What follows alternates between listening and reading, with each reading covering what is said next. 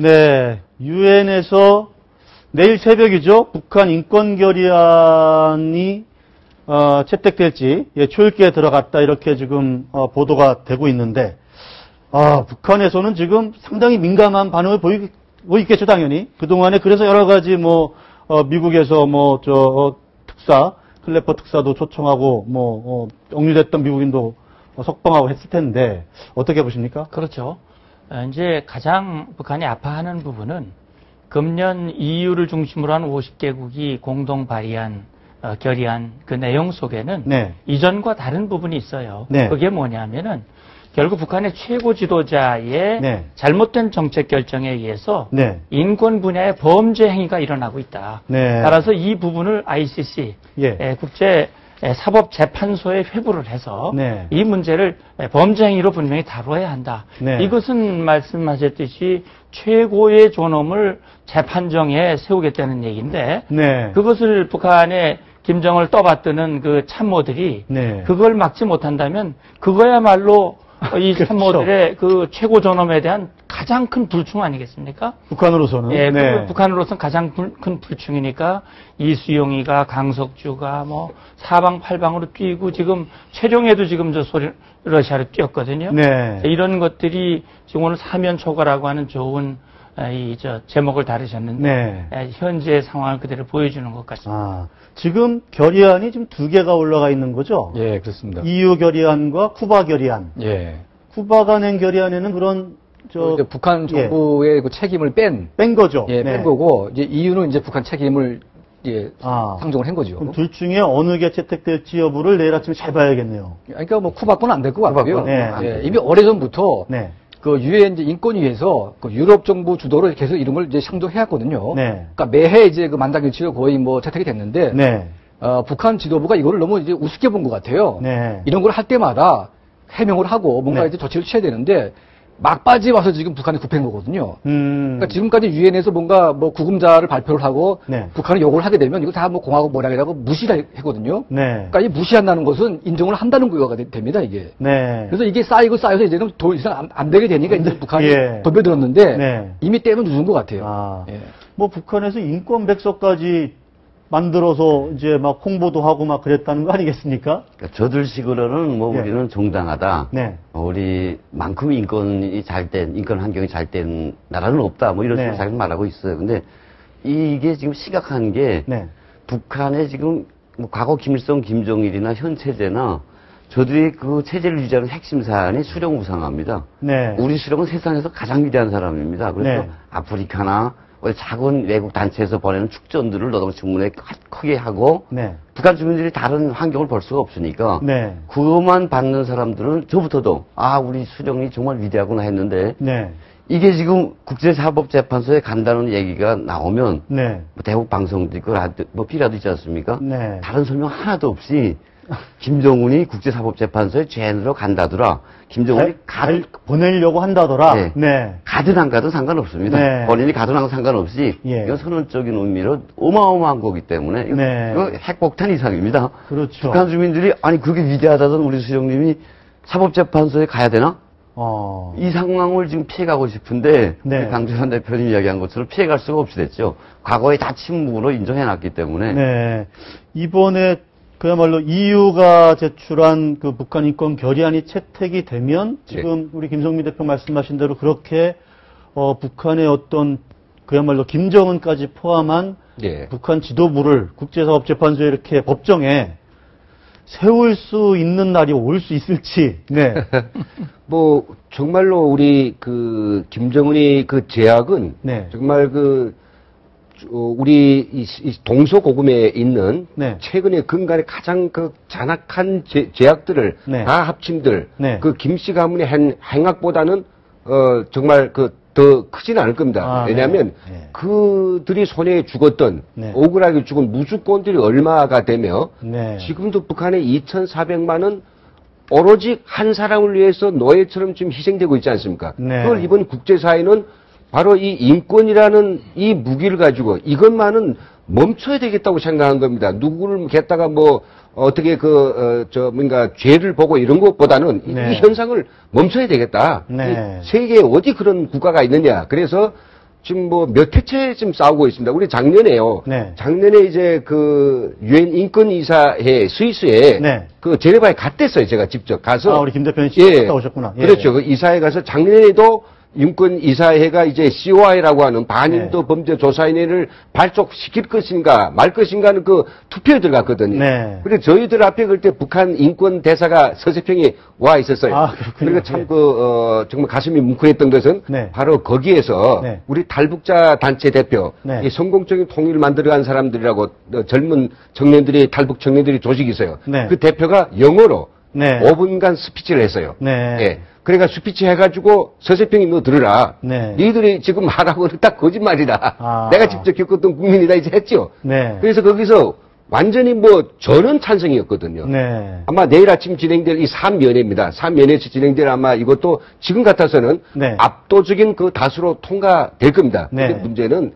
안보리살이죠. 네, 그렇죠. 안보리살 중국도요. 이 북한이 정령 이런 식으로 자기 국민들을 갖다가 가혹하게 탄압하고 네. 국민들을 제대로 먹이지 않고 계속 굶기고 이렇게 폭정을 한다면 자기들도 이제 더 이상 그걸 편둘 수 없다라고 이미 뭡니까 후진타오 주석이 와서 네. 북한 너희 국민을 먹여라고 이야기하지 않았습니까? 시진핑 주석도 말할 것도 없고요. 네. 그러니 중국이 어떤 태도 변화를 가져올지 북한 전혀 모르겠단 말이죠. 그래서 네. 마지막 남은 반대 카드 러시아입니다. 러시아만 붙들지 네. 못하면 큰일 나는 거죠. 그렇죠. 그래서 다급해서 이제 최룡해가 그렇죠. 러시아로 좀 날아갔는데 날아갔죠. 말 나오신 게 바로 세 번째 주제로 넘어가 보겠습니다. 네. 네, 최룡해가 지금 뭐 비행기가 뭐 회항하는 소도까지 거쳐서 네, 그래서 저희들 제목을 마지막 희망, 푸틴이 마지막 희망. 그러니까 푸틴의 이제 구애하러 간 거 아니겠습니까? 자, 그런데 지금 저희가 뭐 취재 기자들한테 뭐 알아봤더니 이제 우여곡절 끝에 이제 모스크바에 도착을 했는데 아직 호텔에서는 나오지 않은 것 같아요. 오늘쯤 원래는 푸틴을 만날 수도 있다 이런 얘기들이 나왔는데 크렘린은 오늘 만날 기회가 없다. 지금 이렇게 지금 선을 그은 상태인데 자, 어떨까요? 지금 최룡해가 지금 푸틴의 환대를 받을 수 있을까요? 아마 작년 5월에 이제 김정은의 특사로 최룡해가 그때 네. 당시에는 이제 총정치국장 직함을 네. 가지고 있었고 이제 북경을 방문했지만 사실 중국으로부터 그렇게 환대를 받지 못했거든요. 그렇죠. 예. 시진핑을 만난 것은 제일 마지막 날 만났고 그것도 군복을 입고 갔다 퇴짜를 맞고 사복으로 바꿔 입어라. 그래서 네. 사실 냉대 아니라 정말 굉장히 박대를 당한 거나 다름없다라고 볼 수 있는데 네. 그때 이제 북한과 중국과의 관계 또 지금의 북한과 러시아와의 관계는 좀 다를 것 같아요. 네. 지금 이제 이렇게 최룡해가 러시아를 방문하게 된 것은 러시아로서도 상당히 필요한 상황입니다. 네. 러시아로서도 북한을 이용을 해서 현재 국제사회에서 미국과 척을 지고 유럽과 여러 가지로 어려운 외교적 고립 상태에 있는 러시아로서도 뭔가 북한을 통해서 그걸 만회해 보려고 하는 그런 입장이고 또 북한으로서도 중국과 관계가 굉장히 어렵고 이전과는 전혀 달리 지금 한중 간에 시진핑과 우리 박 대통령 간의 정상회담이 뭐 6번을 넘게 했던 동안 김정은은 단 한 번도 만나지를 못했단 말이죠. 네. 이런 상황 속에서 마지막 희망 푸틴이라고 얘기하는데 네. 북한으로서는 이제 푸틴과 먼저 네. 정상회담 그런 데뷔를 하려고 하는 그런 속내가 있지 않을까 하는 생각이 듭니다. 마침 김정일 사망한 지가 이제 꼭 3년이 돼가고 있지 않습니까? 네. 뭐 북한에서도 그런 뭐 유교적 그런 탈상, 3년 탈상 그런 개념이 있는지 모르겠는데 뭐 그 직후에 어떻게 뭐 러시아를 방문한다든지 가서 뭐 푸틴을 만난다든지 뭐 이런 거를 좀 한번 이런 이벤트를 만들어 보려고 하지 않을까요? 북한에서? 김정은으로서는 지금 말씀하신 것처럼 3년제를 북한 주민들이 의식하고 있으니까 네. 마친 후에 새로운 행보를 고민할 겁니다. 네. 그걸 러시아로 택했을 수도 있죠. 네. 김정은이가 지금 어디로 선을 내밀어 보겠습니까? 네. 그나마 일본에 살짝 내밀었다가 지금 아주 그냥 역거다 미국이 사망설과 같은 결정적인 지금 문제 앞에 봉착을 했으니까 네. 러시아밖에 빠질 건 없을 겁니다. 이건 김정은의 생각이고 네. 문제는 푸틴의 생각인데, 푸틴이, 내가 푸틴이라면 그 어린 친구를 만나줄까? 내가 나름대로 이제 고집도 있고, 아집도 있고, 국제적으로 내 위치도 있는데, 정말 그 문제거리를 만나줄까가 고민스러울 겁니다. 그리고 지금 김정은이 과거에 러시아 관계나 중국 관계에서 북한이 나름대로의 선물이 있었습니다. 그게 정서적인 선물이든 뭐 물질적인 건 부디 아니더라도 가져가는 게 없는데 그 푸틴 쪽의 입장에서는 뭐 국제사회 인권 문제라든가 이런 문제들이 지금 다닥다닥 얽혀 있는 최령해를 과연 만나줄까가 문제겠죠 아마. 지금 어쨌든 푸틴이 지금 평양을 방북한 게 2000년 무렵이죠. 그렇습니다. 2000년 무렵에 평양을 방북을 해서 김정을 만나는 영상이 나오고, 지금 영상은 김정일이, 저게 2011년에 러시아를 방문해서 메드베데프 당시 대통령을 만나는 모습으로, 이렇게 좀 보여지는데요. 당시에는 메드베데프가 대통령이었죠. 푸틴이 잠시 대리 대통령을 세웠을 무렵인데, 뭐 그래도 이때쯤 되면요. 김정은 때는 김정은이라고 하는 어느 정도 그래도 뭐 20몇 년간 거의 30년간 북한을 사실상 통치하고 있는 관록이 있는 소위 국제사회가 봤을 때도 그런 중량급의 어떤 정치인이란 말이죠. 근데 김정은은 지금 어떻게 됩니까? 도대체 3년밖에 안 되고 그 3년이 문제인 게 아니라 3년 동안에 온갖 못된 짓은 다 했어요. 자기 고모부를 죽이고, 그리고 또 그 손에 그 3년 동안에 처형된 이런 사람들만, 그 손에는 엄청난 피가 묻어 있다 이거죠. 그렇죠. 이런 피가 묻어 있고, 그는 뭐, 정말로, 그 나이대 젊은이로서는 전혀 생각할 수 없는 그런 막 그 살인마저 기질을 가지고 있어요. 그런 손에 피가 잔뜩 묻은 김정은. 어떤 정치적 중량감도 없고 국제사회 역량도 없는 뭐 그런 푸틴으로서는 그런 사람을 갖다가 아나요? 손 잡아요? 그러면 러시아가 바라는 건 뭡니까? 러시아는 그걸 바라는 거 아닙니다. 러시아는 다시 한번 초대국이 되고자 하는데 초대국이 정말로 말도 안 되는 그런 사람을 손잡아가지고 국제사회의 망신을 대고 살 일이 뭐가 있느냐. 그러니까 지금 상당히 그 고르기를 할 것입니다. 다만 경제 문제로 아마 함축시킬 수 있어요. 우리는 북한의 경제 발전을 위해서 러시아가 뭔가 할 수 있다.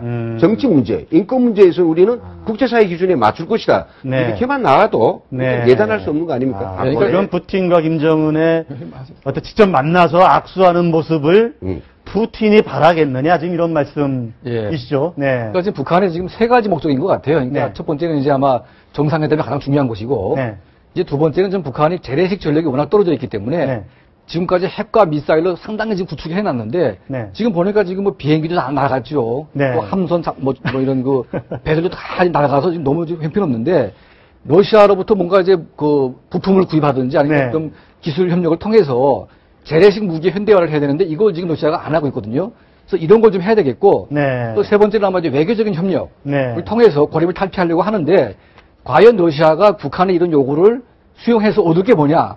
얻을 게 별로 없거든요. 또 아까 말씀했다시피 그 30살 나는 정말 이 대망나니 같은 사람한테 그 푸틴이 만나서 지금 가뜩이나 지금 아주 이미지가 안 좋은데 돈 아파지기 때문에 아마 푸틴으로서는 상당히 힘들 것 같아요. 자, 그런데 좀 흥미로웠던 게 그 최룡해가 떠날 때, 최룡해가 러시아로 떠날 때 뭐 비행기 뭐 회항하는 소동도 있었지만 황병서가 거수격리하는 모습이 나왔어요. 그래서 이게 어떻게 된 건지 황병서가 뭐 2인자 아니 1.5인자다 뭐 이런 얘기까지 나왔었는데 확실하게 이 교통정리가 된 겁니까? 최룡해가 더 위고 일단 황병서가 아래고.